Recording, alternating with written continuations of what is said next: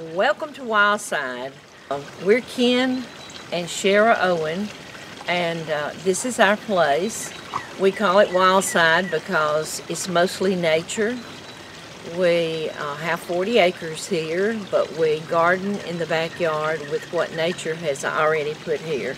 So what we're planning to do is take you for a walk on the wild side, and some will be in the backyard garden, some will be in the woods, to show you what God has provided for all of us, to see His plan and how His plan comes together. And as we stand here this morning and I hear those birds singing, I'm thinking, you know, very few people know that that when those birds sing, as the sun comes up, it opens the pores. Their singing opens the pores in the plants and lets the plant accept the dew that has fallen overnight, even in drought weather. But there's so many miracles that go on in nature, and we say, welcome, come walk with us, have a good time. This is the top of the Pontotoc Ridge and down into the hills and hollows.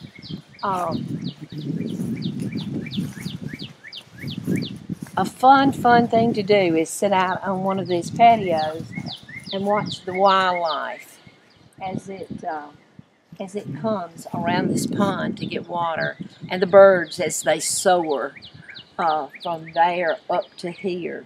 Right now we're looking at dogwoods, which are one of the most gorgeous plants God put out there, and you'll see occasional birds, you'll hear birds perhaps. And I tell little girls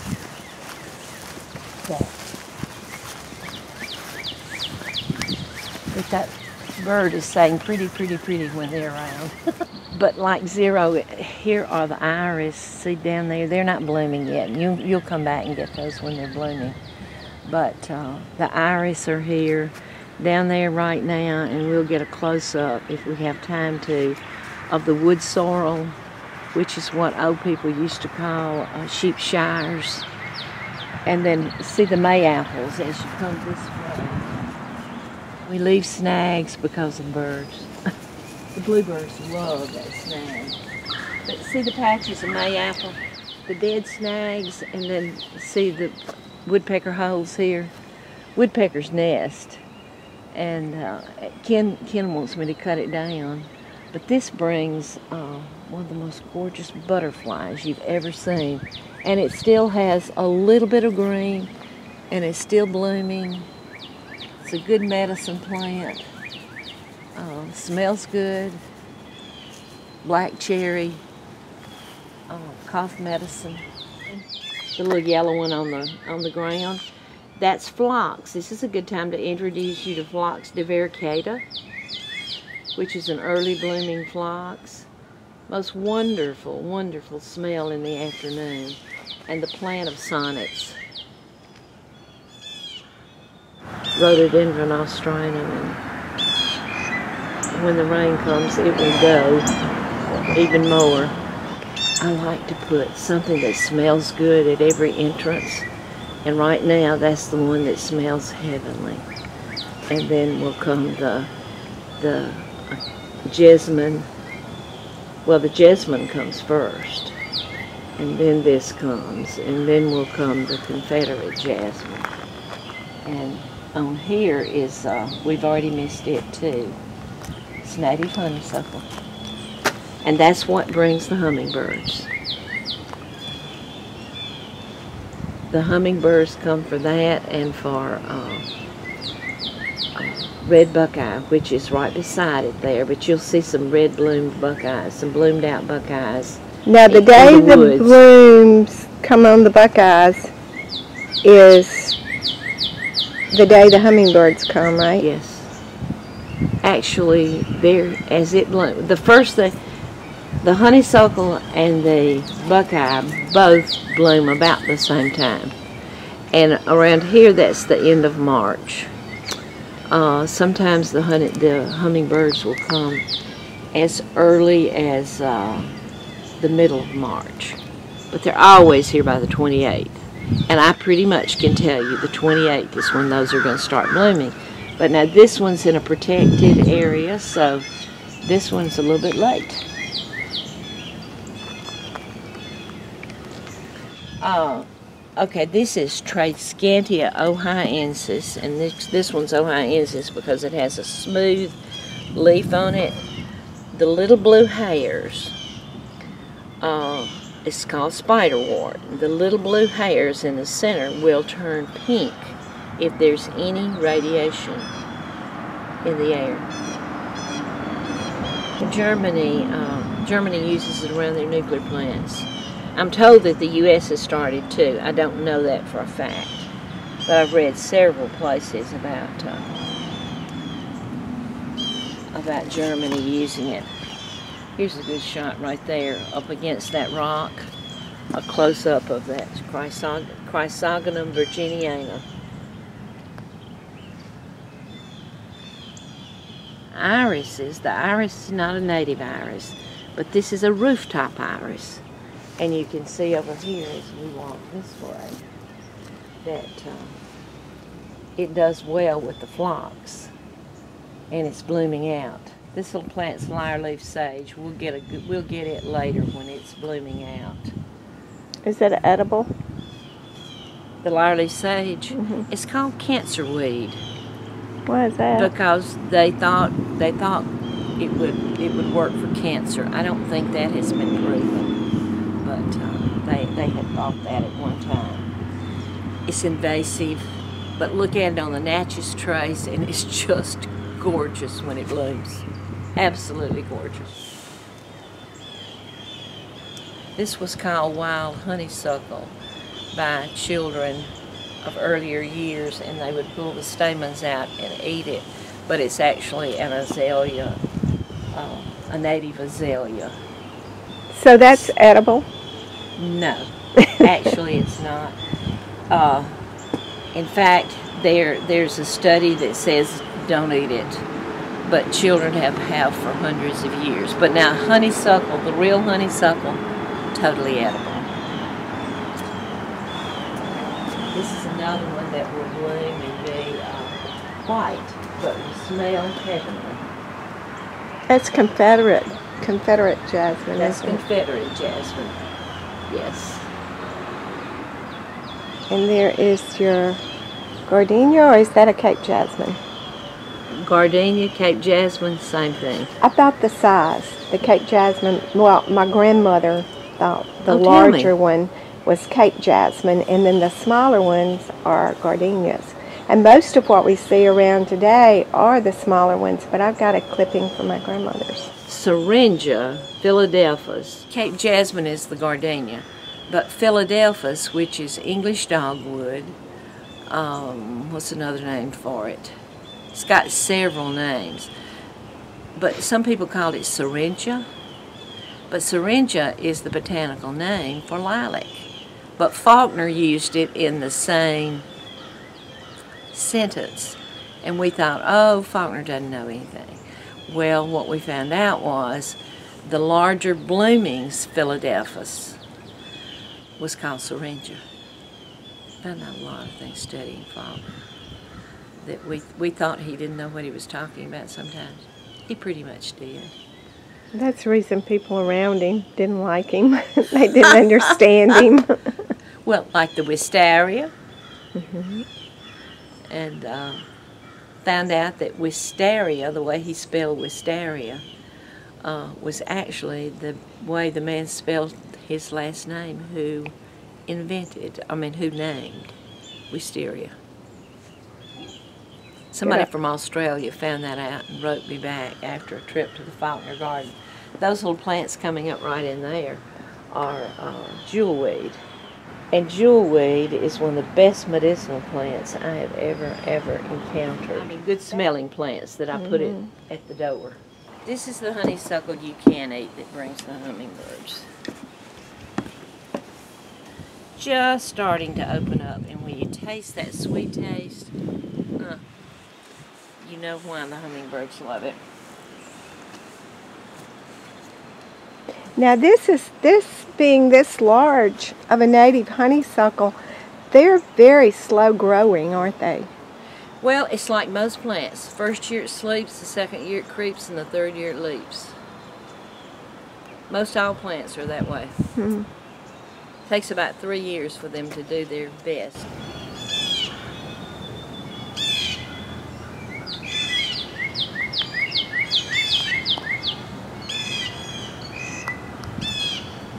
The dogwood is a great example of a plant. The dogwood is a native plant. The dogwood has its own pollinator. The bloom on the dogwood is the green part that you see in the middle. The outside, the white part, is bracts. And that makes for a story, folklore, which is always wonderful to go along with wildflowers. The story is that they're 2 bracts longer and 2 shorter, making it into a cross. Legend says Christ was crucified on the dogwood tree. In the end of each bract is a puncture mark that has a rusty red color around it. Now the dogwood tree, can you imagine what the ground looks like when it loses those blossoms? It's just fabulous. I mean, we can enjoy it at every stage. Then the bark on it, I'll show you the bark as we go down. I have to get up, is crossvine. Crossvine was the plant that children smoked because it had a cross in the center of it and they could draw. This is where we knew smoking was so bad. But it's a fantastic, beautiful vine. And we know today that it's one of the best de-stressor, or maybe the best de-stressor plant out there, where ginseng has been used for that.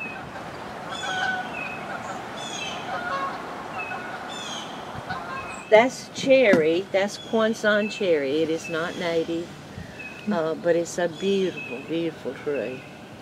Beautiful tree. Japanese. And since the Japanese are here with Toyota, I guess it fits. It fits in this area of the country. To show you, can you see the bracts? This is the bloom. These are the bracts. And here are the holes for the legend, representing the nail holes. Good story.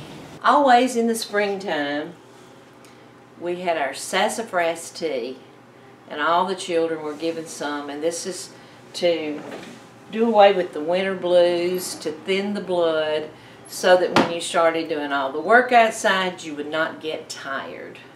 So this is nature's blood thinner, and I'm going to offer you a cup of Sassafras Tea.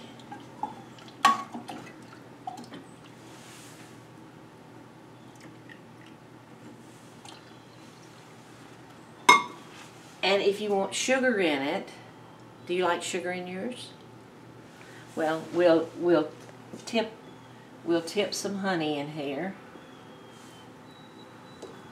Stir it with a cinnamon stick, because this is a spiced up tea, and let you try it. When I brought this rock here, it had an oak leaf hydrangea right there, all those big ones over there. Had an oak leaf hydrangea about 2 feet tall, and it actually bloomed 3 times before it died, but it was in the crack of this rock. When the colonists came here to America, they practiced medicines by two ways. One was trial and error.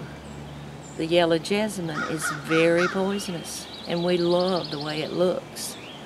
The Carolina jasmine. And trial and error has passed down, folklore, down, down, down, down, down. The other one was, if it looked like a human body part, that God must have meant for us to use it for that. Now, what do you think they would think to use medicine if it grew in a rock? The roots of that plant grew in a rock. So what they decided was, must be meant for cracking kidney stones and gallstones, the root of it. But the interesting thing is today, you can still buy hydrangea root for prostate and kidney problems. Speaking of medicines, and we just talked about the dogwood, the dogwood was used as to make toothbrushes. It was used as quinine in the place of quinine to treat malaria as medicine. So lots of good things about the dogwood. And then of course it has those wonderful berries and that wonderful foliage. It brings about 80 species of birds when the berries are ripe. Just wonderful. Sustainability. This is Senecio, yellowtop, butterweed, mustardy tasting plant from the mustard family. Do you eat it? You can eat the leaves. Like mustard greens? Mm-hmm. A wild violet. That's this. We picked some and ate them yesterday. The wild violet, 1/2 cup has more vitamin C than 6 whole oranges. It has more vitamin A than spinach. And we mow it down. It's in our yards. We mow them down and go by lettuce, which has nothing. This is one of the trilliums. I'm going to show you the trilliums today. This is Trillium recurvatum.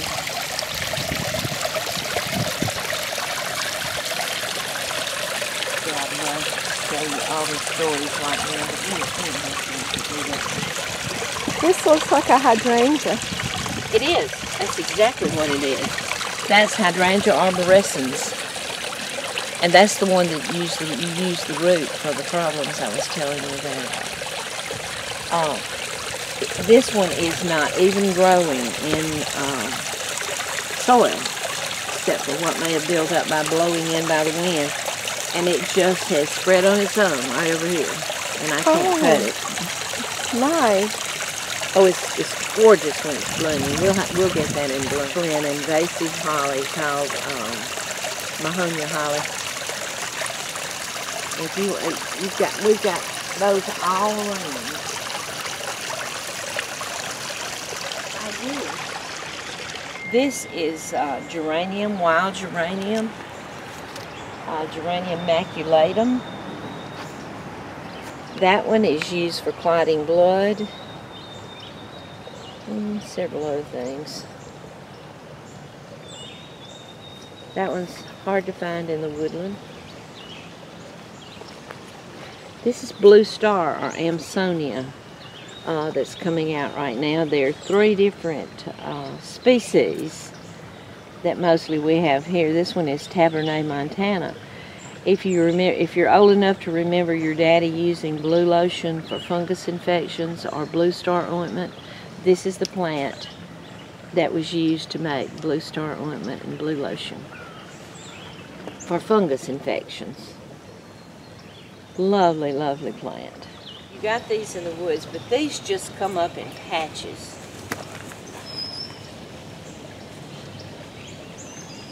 Here's a good bloom right here. If it has 2 leaves, it's going to have, here's one.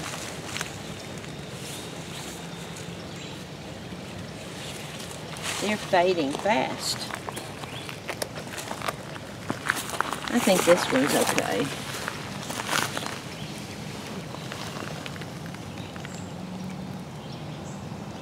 See the little bulb in the center? This plant, this will grow to be lemon size and is good for jams and jellies, good to eat. The rest of this plant is toxic. It's been used for testicular tumors, small cell lung tumors, venereal warts, regular warts, for years and years and years. St. Jude's has found a cure for one kind of children's leukemia from this plant. This plant is being highly studied medicinally. I like to tell the story of it bringing, this is the plant that brought State and Ole Miss together. Here's a good one.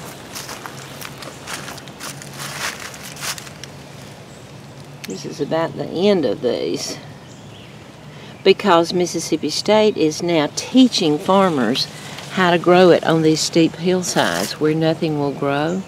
And Ole Miss has a pharmacognosy department that's extracting the podophyllum and using it to research for cancer and other medicines. So I like to say this one brought State and Ole Miss together. Bloom. That's wild yam,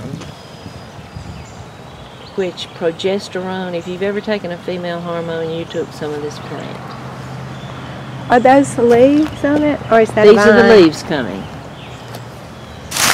It is a vine, and it has a potato at the bottom, and this is where all steroids first were realized. That is the lady slipper orchid right here.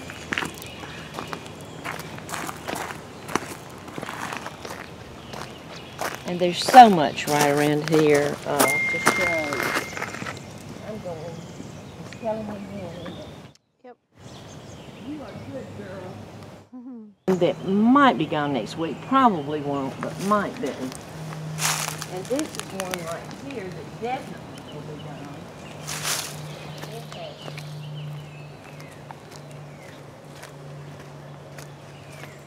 It's already gone.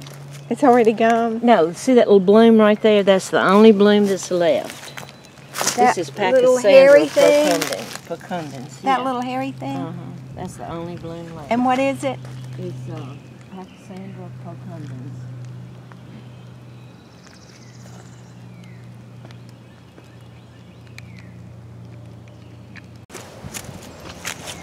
And this will still be here next week. I think that's all that will be gone. And definitely won't. That is wild geranium. See, it's opening up a little bit more now that the sun's come out. And this is wild comfrey. This little bloom is wild comfrey. Anesthetic, used for hemorrhoids. Fuzzy leaf. Another good patch of trillium is right over there, just a big patch, and that's been there for 2 months. Just big patches of it. And it's mixed in with Solomon seal. This is a rare plant. Oh, and here you get the coneflower.